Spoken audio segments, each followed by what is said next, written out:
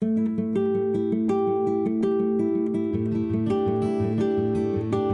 we're switching to one of our researchers, Dr. Montse Salmeron. Montse is originally from Spain. She is a crop physiologist, and so she really studies the development, the growth and development of corn and soybeans and tries to understand those factors. Where Carrie and I are agronomists, and we're trying to look at the overall production system and how things impact that. Montse's really studying how the crop grows, how it develops, and what drives some of that. So some of her research is extremely helpful to us in some of our applied extension activities that we do. Also, if you didn't see your location listed in the poll questions, if you would, now that we've got the chat up again, go ahead and stick in that chat where you're from. You know, town and state are fine if you want to do it that way. But with that, I will turn this over to Montse and let her go from there. Thank you, Chad. I'm glad to have the opportunity to talk to all of you today. So I'll be presenting about the effect of planting date in soybean and some tools for producers, and in particular, I will focus on predictive tools that have the advantage that can look at the effect of many years of data. And this is particularly helpful in Kentucky, where precipitation can change greatly from one year to the other. I wanted to start by showing the results. This is from the crop progress report. And we can see that, in fact, planting dates are happening earlier every year in Kentucky for both soybean and corn. In Kentucky, we see that you're planting 0.32 days earlier every year, and corn is being planted 0.27 days earlier every year. And this is because planting date is one of the main factors that can increase soybean yields. Research that looks at different management factors find that this is the single factor that has the most impact in soybean and yield of other grain crops. So we see that when we delay planting date, this has a negative effect on soybean yields. In this, Carrie was mentioning some values on the decrease in yield when we delay planting date.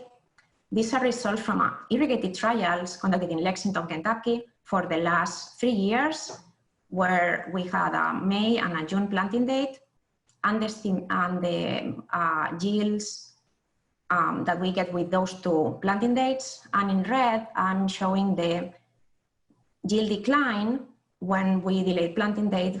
And this is estimated yield decline, in this case, per 10 days of delay. So that yield decline range from 2.5 bushels per acre to 5.7 bushels per acre when planting date was delayed by 10 days. And these trials were irrigated. I'm also including some data from a Mid-South planting date study where the decrease in yield ranged from 0 to 13 bushels per acre per 10-day delays. It was very variable depending on the location and the maturity group. But most likely for our latitude and maturity groups, we will expect 1.6 to 8 bushels per acre per 10 days of every time that we delay planting day by 10 days after May. And these are results from the same trials in Lexington, but under rain-fed conditions. So what we saw under rain-fed conditions is that the decline in yield when we delay planting date was lower.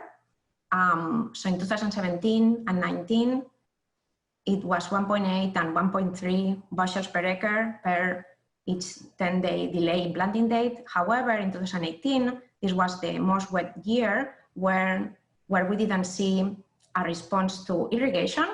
And in this case, the yield decline was very similar to irrigated conditions.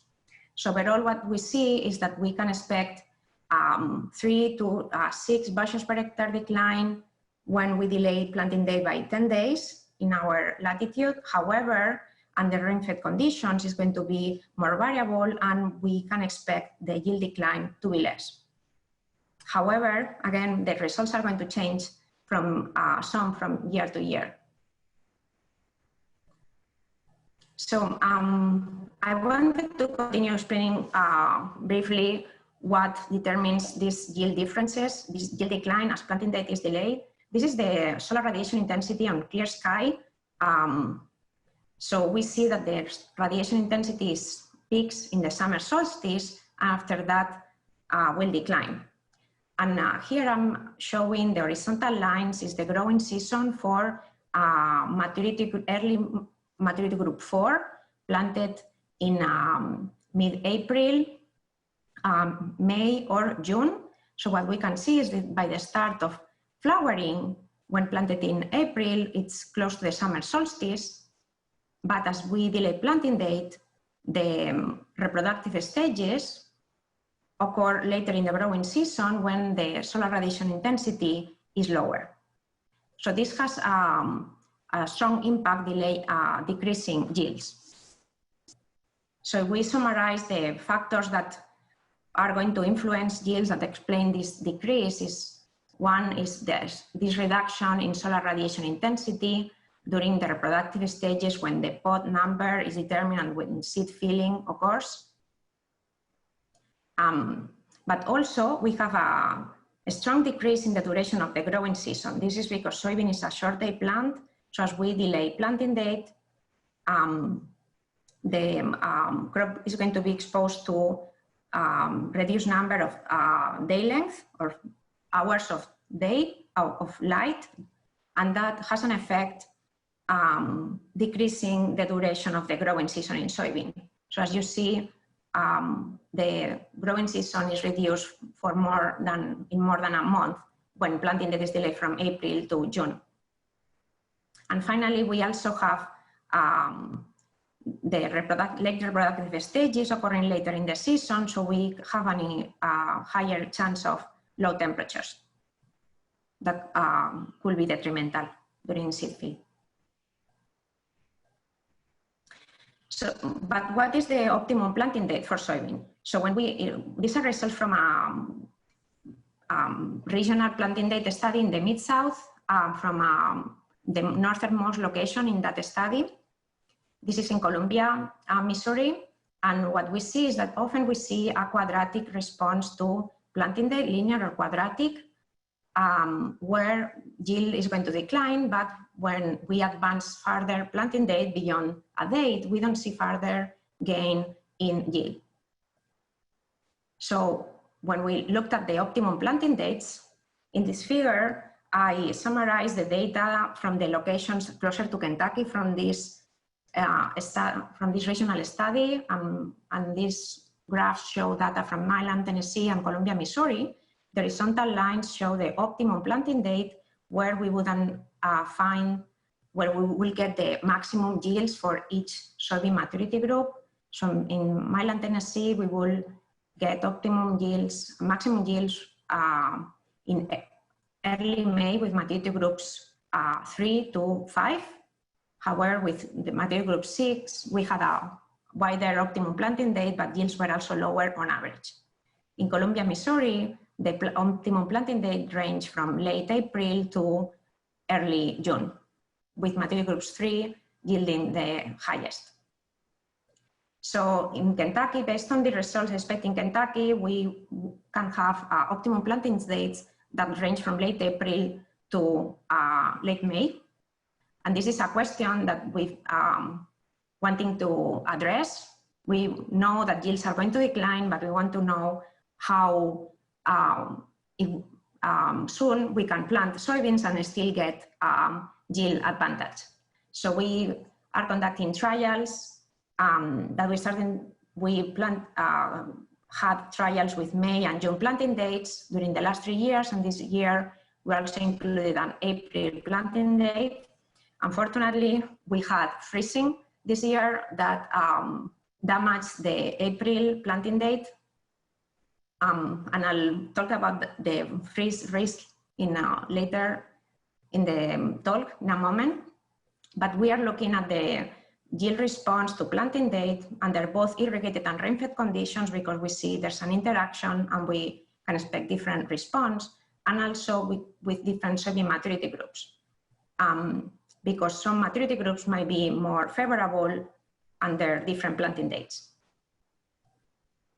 And these are some the steps with these studies. We are going to combine the field trials with predictive tools that allow to expand results to study more years and a wider range of planting dates. And these are preliminary results from the calibrated crop model that show how yield decrease when we delay planting date, but also that optimum planting dates, for instance, in Bowling Green, Kentucky, might be in early May for maturity groups 3 and earlier for maturity groups 4. However, we need to further calibrate with data from this year, the simulations.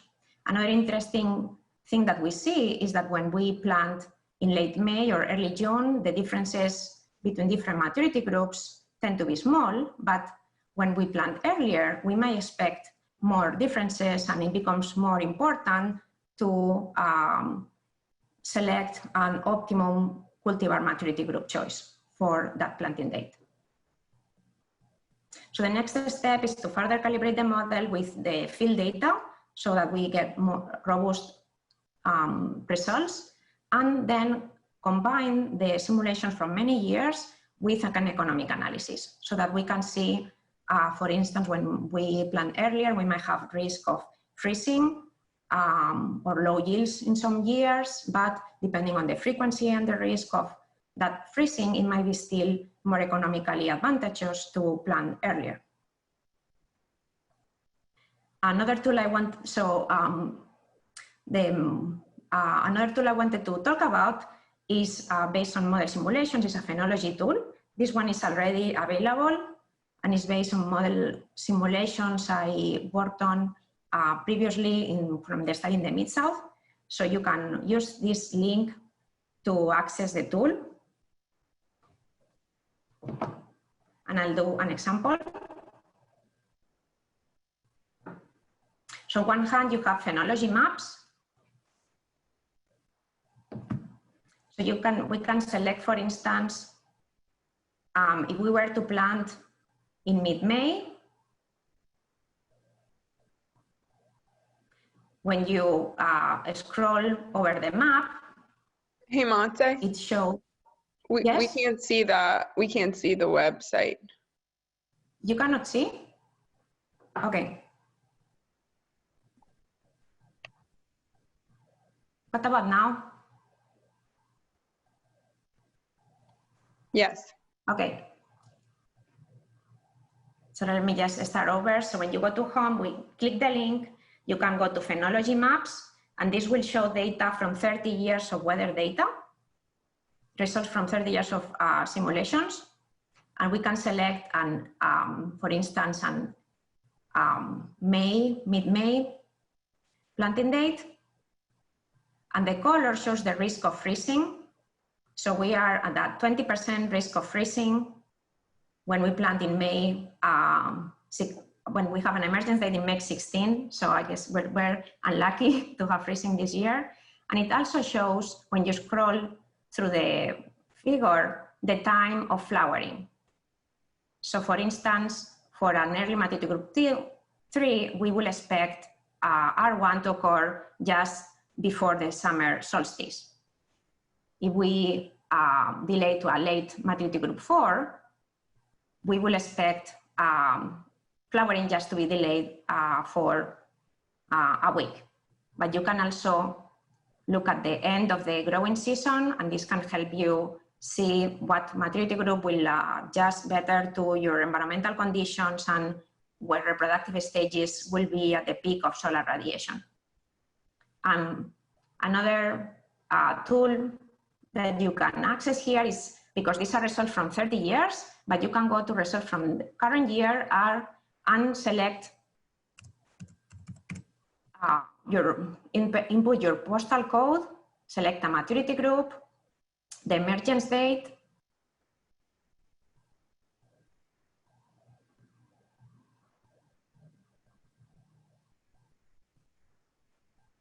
and it takes a second.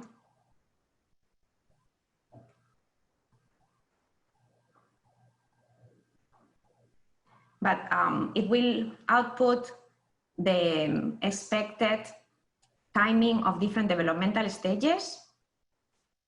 So this was for an emergency in June, so this has already occurred, and in blue, and in yellow is the expected timing of the different developmental stages.